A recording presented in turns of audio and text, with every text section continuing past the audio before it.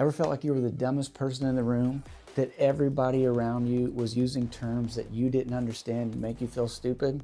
Hey, in this video, I'm going to give you the top 10 terms that you're going to need to know to be a successful real estate developer. Hi, I'm Blake Anderson with Envision Investor Solutions, and I help investors make their real estate goals become reality. I remember when I first started in the real estate development world, I had been a builder for years. I had renovated homes. I'd been in the quote unquote industry for a while, but every time I got on a new call or in a new meeting, I felt like everything was going right over my head. And you know, the worst part about this isn't just that you feel stupid, which is bad enough. And a lot of us, if we feel dumb, then we'll shy away or we won't continue forward. But the worst part about it isn't that I felt dumb. It was that when I didn't know the terms, I made bad decisions. I didn't understand what these experts around me were even saying. And I was making decisions ignorant of the facts because I hadn't educated myself with the terms. Now, there's a lot to learn about real estate and the terms of real estate and developing property. But these are the first 10 terms that you need to learn. And if you'll know these, then you'll feel a little bit more comfortable in those conversations, and hopefully you start asking the right questions and being able to formulate better decisions with the information that you give you.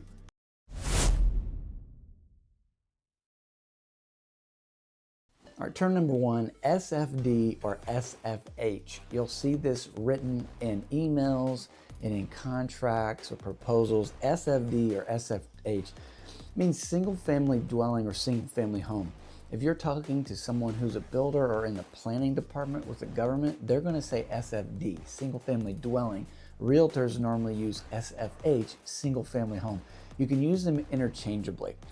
But the definition of this would be a standalone residential structure designed for occupancy by one household. And it's typically a detached building with its own land and utilities and facilities.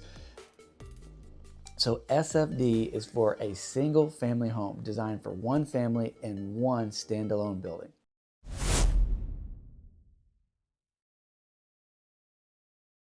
The second term is ADU, accessory dwelling unit. It shouldn't be confused with accessory structure. So an accessory structure is going to be a secondary building on the property. Accessory dwelling unit is a secondary home where someone would live. So ADU is defined as a small secondary residential living space located on the same property as a primary home. Now, ADUs can be attached. They can be like an addition on your property. They can be inside. I've helped people create ADUs in basement structures. But essentially, this is a secondary dwelling. So it will have its own address, and it will have its own, normally its own electrical utilities to the property. So ADU, accessory dwelling unit. Now, every municipality is going to have its own rules and regulations for the size of your ADU and where it can be placed. What's really common in the areas that we developed, especially in city centers, is an ADU has to be in the rear yard, so past the front face of the house, and it commonly cannot be larger than 50% of the primary structure. Now, there's some municipalities where they have certain districts where you can put more than one ADU. Some places you can only put one. Sometimes the size is limited. So in Durham, North Carolina, a place that we develop frequently, you're limited to 1,000 square feet inside the urban center. If you get out into the rural areas, they'll allow you 50% of the primary structure. In Raleigh, there's certain zoning districts where you can actually put 2 ADUs. In Franklin County, they'll allow you to put your ADU in the front yard as long as there's not another accessory structure in the front yard. So ADU, accessory dwelling unit.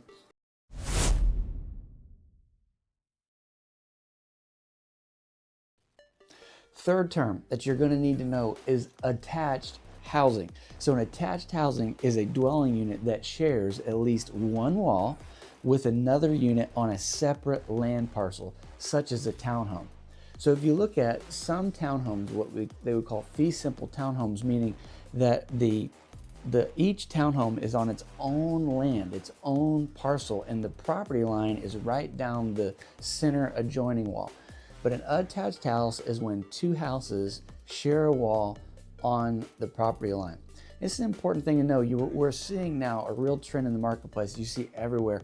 You know, townhomes are going gangbusters everywhere you look, and really a townhome's become the first starter home. But you'll see luxury townhomes in city centers.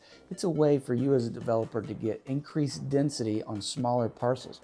And a lot of municipalities are encouraging more townhome development and allowing you to put more units on less land. So like in one common zoning district in Durham, North Carolina, where you could normally just put one unit, you could split that same property and put two attached homes on what would normally be a single family lot. So attached housing could mean townhomes, could just mean two units touching together on the property line. But an important term to know that will open up more avenues and opportunities for your real estate projects.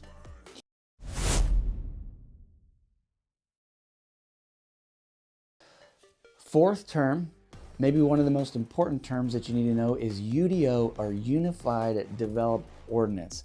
The UDO is a comprehensive local policy instrument that combines traditional zoning and subdivision regulations with other development related regulations into a single document. And inside of this document is the zoning ordinances, subdivision regulation, design guidelines. The UDO is the rules of the game. This is the rules and the regulations for which you can build or develop property. It is the law. It's the constitution of what you can do on a piece of property, and the UDO is going to be unique to the governing body. So the UDO in my town of Wake Forest will be different than the UDO of the county that I live in, Wake County. So you have got to be careful what is the governing UDO for the property that you buy, and those will be the rules that you can develop that piece of property.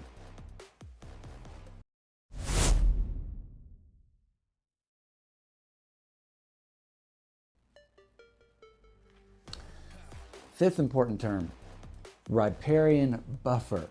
Riparian buffer. This is so critical that you know this. A riparian buffer is a vegetated area near a stream that helps shade and protect the stream and adjacent land uses, improving water quality and providing environmental benefits. Most places are going to have riparian buffers around streams to protect watershed. Okay, so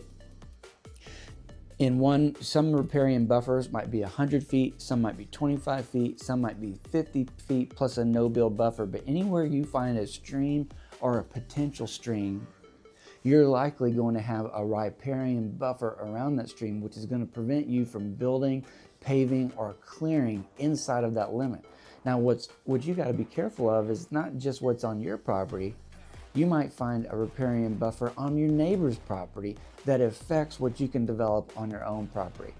Not every riparian buffer is going to be obvious by looking at the GIS, so it's important for every piece of property that you buy that you consult the local zoning and planning departments to find out if there's any streams that have riparian buffers that might affect your property.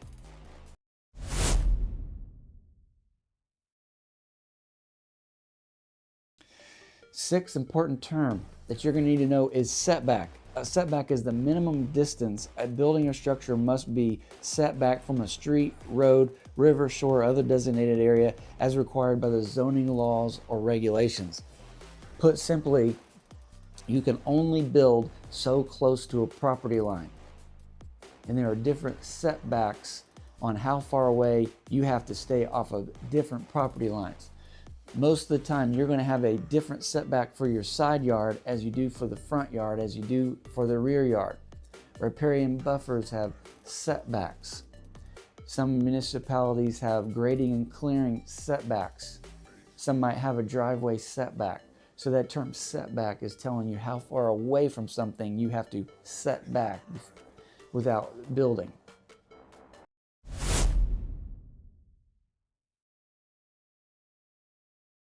Seventh key term that you need to know is infill standard. An infill standard defined as a regulation for new development on vacant or underutilized land with existing communities aimed at supporting and enhancing residential commercial areas while utilizing existing infrastructure. Let's put this simply. An infill standard would say if you are going to be doing infill development, meaning you're going to be developed inside of a pre-existing area where everything's already been developed, then the zoning might be one thing, but there's additional standards that keeps whatever you're building in line with the rest of the community. So a common infill standard might be how close you can build a house to the road. The zoning might say that you have a 15-foot street yard setback, but the infill standard might say you can't be closer than the closest house or further back than the furthest house. So the zoning might say I can build my house as close as 15 feet to the street, but the infill standard might say, but if the houses on your block are no closer than 20 feet, then you can't get closer than that house. Other infill standards might be that you have to have a rear-loaded access, meaning through an alleyway. It's important. Is there an alleyway there? Other infill standards might be the height of your building. So infill standards are super important. They're likely going to be in a different part of the UDO than the traditional zoning. And so if you underwrite this piece of property, if you evaluate it based on the zoning, but you don't see if infill standards can apply, you could potentially lose a lot of money. The other thing is when you know the infill standards really well, you can find opportunity that other people might be missing.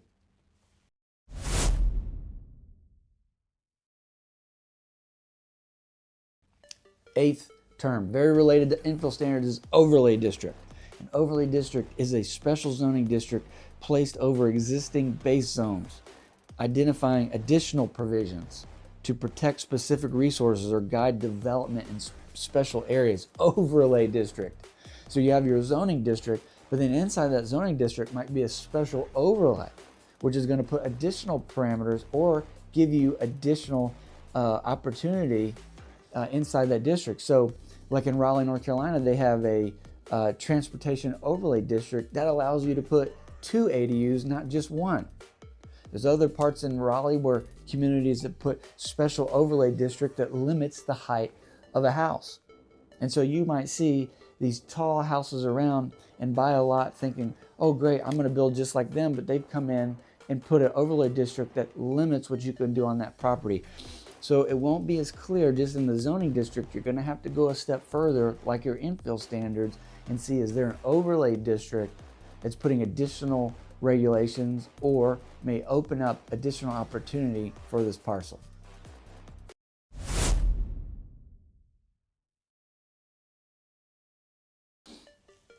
The ninth term that you desperately need to know when you're developing property is impervious surface. Let me say that again, impervious surface. Don't let this term go over your head, and don't forget to ask the planning department if this applies to your property. So impervious surface is an area with paving and buildings that does not allow water to penetrate the ground.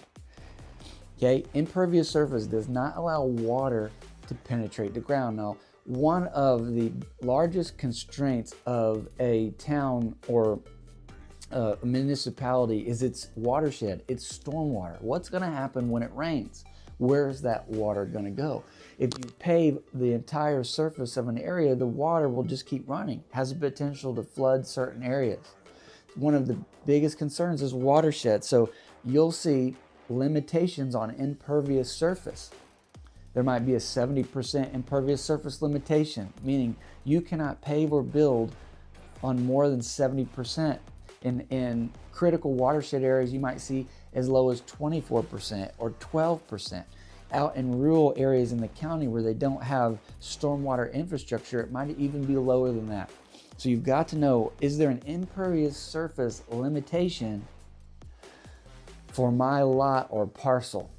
It's going to be super important when you begin to develop that property. It will limit or dictate what you can or can't do there. The other thing is, don't assume that a municipality looks at gravel as pervious, meaning that it can shed water. Though we use gravel in much of our drainage systems, most municipalities would see a gravel driveway as an impervious surface. They would see your gravel driveway is the same as your concrete driveway. Over time, it will compact and it will not absorb water. The water will shed off of it. So you need to know how that term is defined in that municipality and what your limitations are.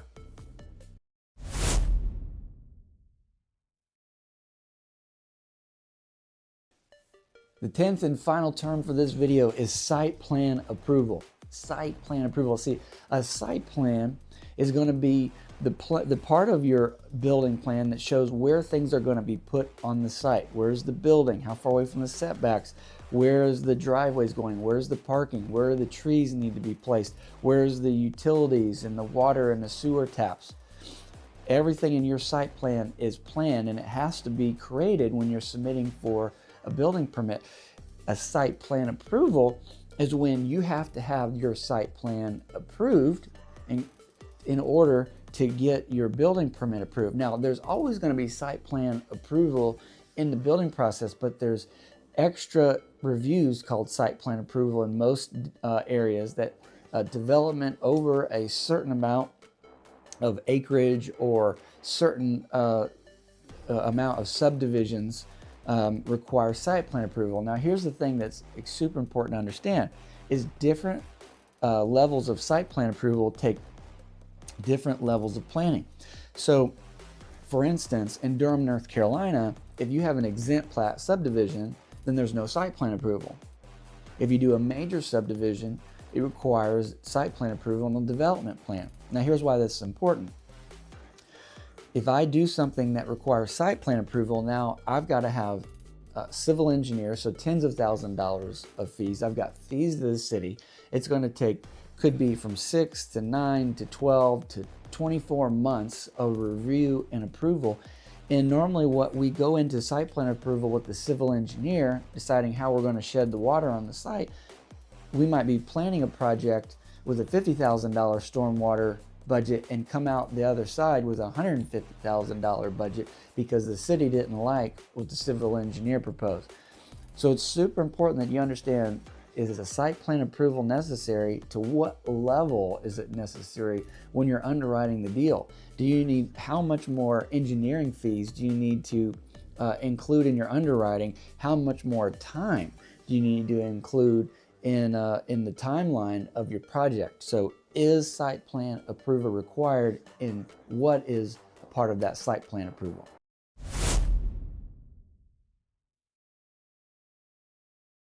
Now, these are just 10 terms. There's so many other terms that you're going to pick up along the way when you're developing real estate, but these are the first 10 terms you need to know. Familiarize yourself with these terms. I've got the definitions down in the description. These will be the first things that will start to open the doors of conversation, and these begin to be the basis of your underwriting checklist. Every property that you're going to buy, you need to be applying these terms to this property to know if you're underwriting your deal, you're evaluating it properly. And there's things that you just can't afford to miss when you're buying a property that if you don't know now will bite you later. Now, you're buying small infill lots in municipalities where there's water and sewer, or maybe there's already a house. You know, you can kind of get lucky and gloss over these things, but you start to buy bigger tracts of land, you start to put together larger parcels with more subdivision, or you're going to do rezoning. Sometimes it takes time, and you can't get your answers just in 5 minutes applying these to the GIS or a survey. You're going to have meeting after meeting and different approvals by the municipality to work yourself into a final design concept that you want to develop. But hopefully this is the beginning of your education as you become a successful real estate developer.